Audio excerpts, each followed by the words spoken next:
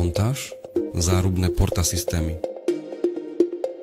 Na vykonanie montáže budeme potrebovať pracovnú dosku, montážne úchyty, kliny, meter, nôž, uhlomer, nastaviteľné rozperky, nízkoexpanzná montážna pena, lepidlo na drevo, tesniaci silikón, vodováhy, kladivá, kombinované kliešte, skrutkovače, skrutkovač vrtačka. Prvým krokom, ktorý vykonávame pred montážou, je skontrolovanie rozmerov dverového otvoru. Na 2 miestach meriame výšku otvoru v 3 šírkach. A na 6 miestach hrúbku steny. Následne skontrolujeme zvislosť steny a úroveň podlahy. Pred začiatkom montáže zárubne je potrebné skontrolovať, či obal, v ktorom bola dodaná, nie je poškodený. Kontrolujeme štítok, informujúci nás o obsahu balenia. Na otvorenie balenia je absolútne zakázané používať ostré nástroje, ako je nôž. Na pripravenom stole je potrebné rozbaliť balík so zárubňou. Kontrolujeme, či zárubňa nie je poškodená. Pristúpime k skrutkovaniu zárubne. Odstrihneme prebytočné tesnenie. Na túto činnosť môžeme použiť klin. Na spoje rohov, vodorovného a zvislého trámu nanesieme malé množstvo lepidla na drevo. Ukladáme prvky voči sebe v pravom uhle a nasádzame spojku obložkových líšť. Následne v zvislom nosníku a hlavnom nosníku umiestnime plastové spojky. Elementy zárubne spájame skrutkami. Skrutky uťahujeme so zvláštnym dôrazom na presnosť spojenia líšť z vonkajšej strany. Rovnakú operáciu je potrebné zopakovať aj s druhým rohom zárubne. Spodok zárubne zabezpečujeme silikónom. Operáciu vykonávame po oboch stranách. Silikón používame iba v prípade, keď sa montáž vykonáva na nepomalovaných povrchoch. Pred odložením zárubne na ňu nainštalujeme rozpery. Prvú umiestnime v hornej časti zárubne. Skrutku regulujúcu šírku rozpery nastavíme smerom dolu zárubne.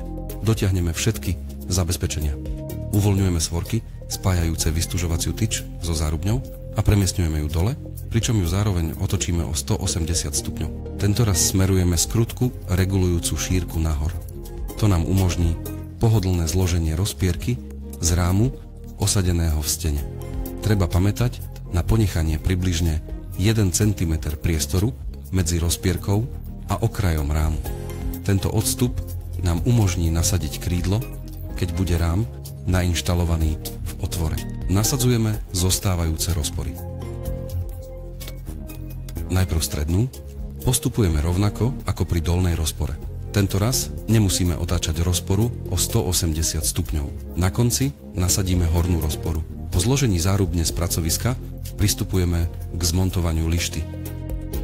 Po spojoch rohov, horizontálneho a vertikálneho prvku, opasky, nanášame malé množstvo lepidla na drevo. Umiestnime prvky voči sebe do pravého úhla a nasadzujeme spojky obkladových líšť.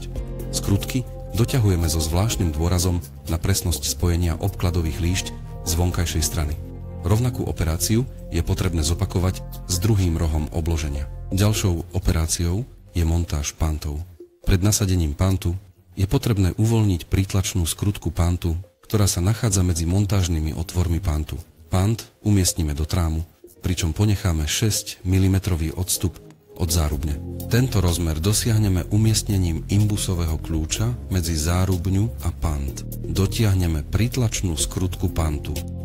Umiestňujeme zárubňu do otvoru. Zárubňu v stene zafixujeme nasadením montážnych držiakov na hornú lištu.